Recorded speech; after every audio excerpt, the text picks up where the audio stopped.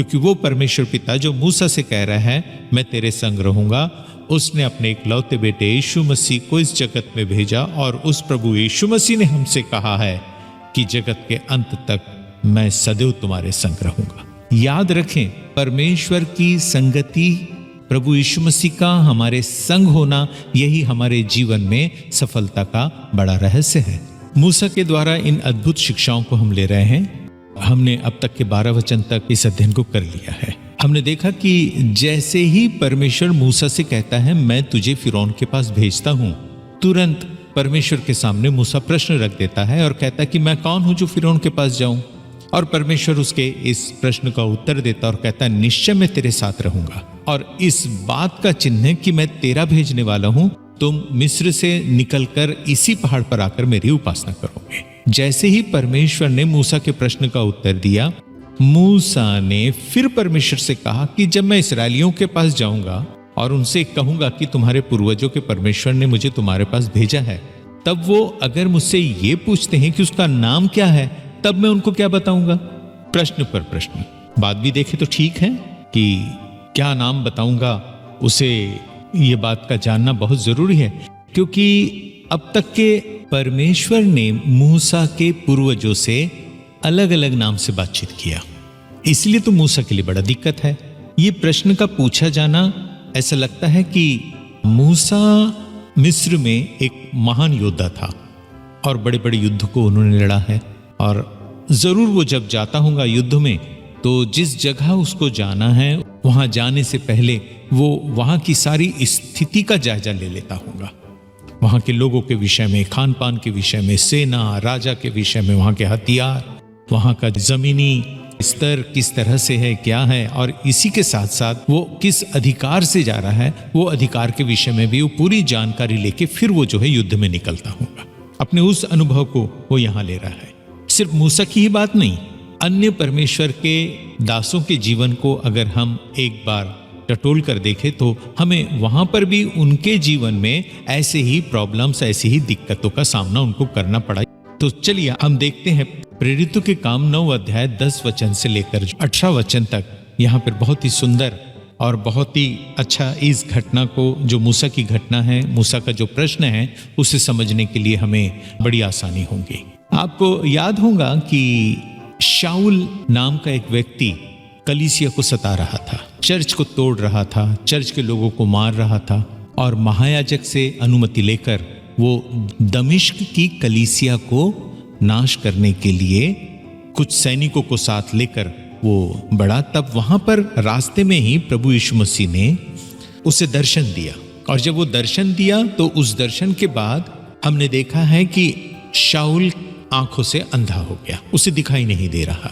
अब शाऊल जो है दमिश्क में चला गया और इस अंधकार में जीवन को जीते हुए उसको 3 दिन करीब हो चुके हैं, और उसने इन 3 दिनों में ना तो खाया ना तो पिया।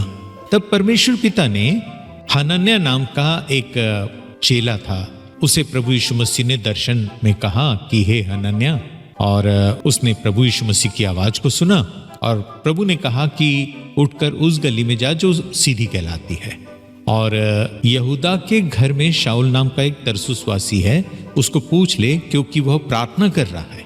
उसने हनन्याह नामक एक पुरुष को भीतर आते और अपने ऊपर हाथ रखते देखा है ताकि फिर से दृष्टि पाए।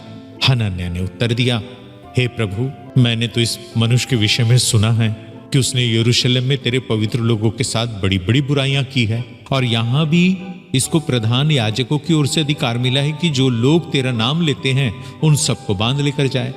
तब प्रभु ने हनन्याह से कहा, तू चला जा। क्यों ऐसा? क्योंकि जो शाऊल वहां इस समय दृष्टिहीन है, वो अन्य जातियों, राजाओं और इस्राएलियों के सामने मेरा नाम प्रकट करने के लिए मेरा चुना हुआ पात्र है, और मैं उसको बताऊंगा कि मेरे नाम के लिए उसे कैसा कैसा दुख उठाना पड़ेगा। जब हनन्याह ने ये बात को सुना कि परमेश्वर पिता ने उस शाऊल को अपने महिमा के कार्य के लिए, सुसमाचार के कार्य के लिए चुन लिया है, तब हनन्याह में हिम्मत आई और तब वो उठकर उस यहूदा के घर में गया। जैसे ही हनन्याह को कहा प्रभु ने कि जा तू शाऊल के लिए प्रार्थना कर, वो डर गया, वो घबरा गया। एक बड़ी दिक्कत का सामना, ये तो कहीं उसका भी जान का जो है जोखिम ना पड़ जाए। लेकिन प्रभु हर प्रश्नों का जवाब देता है। हर दिक्कतों को प्रभु परमेश्वर पिता आसान करता है। वो परमेश्वर पिता जब सेवकाई के लिए आपको ले जाता है तो वो डर को भी आपके जीवन से खत्म करता है।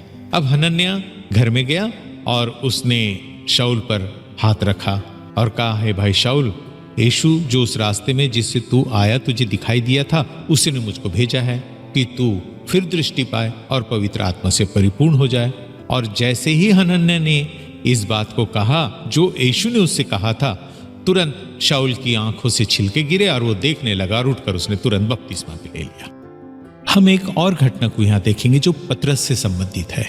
ये भी प्रेरितों के काम उसका 10 अध्याय में मिलता है। यहाँ पर कैसरिया नाम का जगह है जहाँ पर कुरनेलियुस नाम का एक मनुष्य है और वो एक सूबेदार है, परंतु वो परमेश्वर का भक्त है। वो विश्वास करता है और अपने घर में ही प्रार्थना करता है। एक दिन कुरनेलियुस को परमेश्वर के स्वर्गदूत ने दर्शन दिया और उससे कहा कि याफा में एक चमड़े का धंधा करने वाला शमौन नाम का एक व्यक्ति है और उसी के घर में एक शिष्य है जो शमौन है, परंतु उसको पतरस भी कहा जाता है, उसको बुला लिया। और उसने बुलाने के लिए अपने सिपाहियों को भेज दिया। वो याफा पहुंचे नहीं थे। पतरस छत पर प्रार्थना कर रहा था, उसको भूख लगी, वो कुछ खाना चाहता था।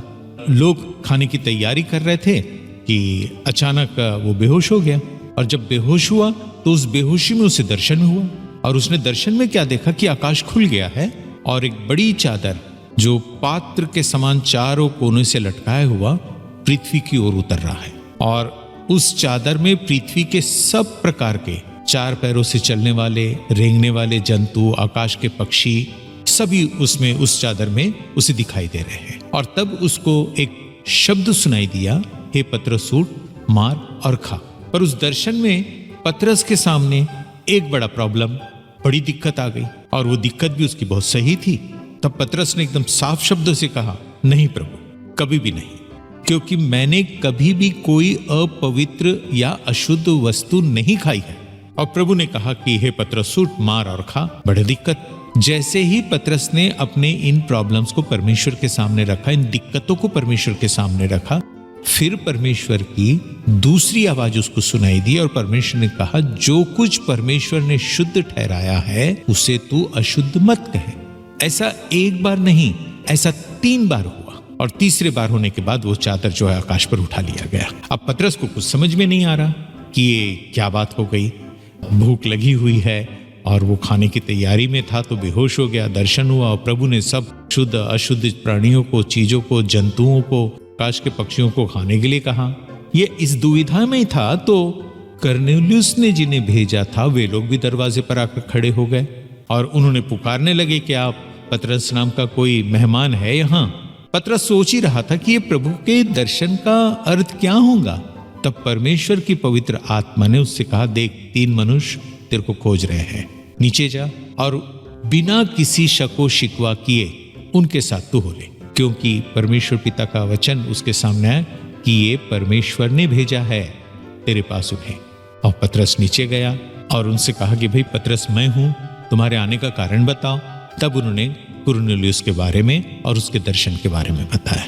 और अब यहां जब पतरस पहुंच गया तब पतरस को जानकारी हुआ कि वो दर्शन का अर्थ क्या है। और तब उसने कुरनेलियुस के यहाँ पहुंचकर कहा कि तुम लोग तो जानते हो, अन्य जातों की संगति करना या उनके यहाँ जाना यहूदियों के लिए अधर्म माना जाता है, लेकिन परमेश्वर ने मुझको बताया कि किसी मनुष्य को अपवित्र या अशुद्ध न कहो। तब उसने पूछा कि भाई आप लोगों ने मुझे क्यों बुलाया है। तब वहां पतरस ने परमेश्वर के वचन सुनाए, दुआएं हुई, प्रार्थनाएं हुई और लोग पवित्र आत्मा से भर गए। अब पतरस को समझ में आया दर्शन का अर्थ क्या है। यहां इन शिक्षाओं से हम ये तो जान रहे हैं कि जब परमेश्वर हमें कहीं भेजता है, कुछ कहता है, कुछ बताता है, कुछ दर्शन में बातें होती है, उसके लिए भी बड़ी दिक्कतें हमारे सामने आती है। लेकिन हमें ये विश्वास करना है कि अगर परमेश्वर की ओर से कोई दर्शन है तो हर एक दिक्कतों को भी परमेश्वर सॉल्व करता है, हर एक परेशानियों को दूर करता है, हर चिंताओं का परमेश्वर पिता हल हमारे सामने निकाल कर देता है। हमें सिर्फ परमेश्वर के कहे हुए बातों को ही सुनकर उसकी आज्ञाओं का पालन करते हुए आगे बढ़ना चाहिए। तो चलिए अब हम वापस मूसा के पास चलते हैं।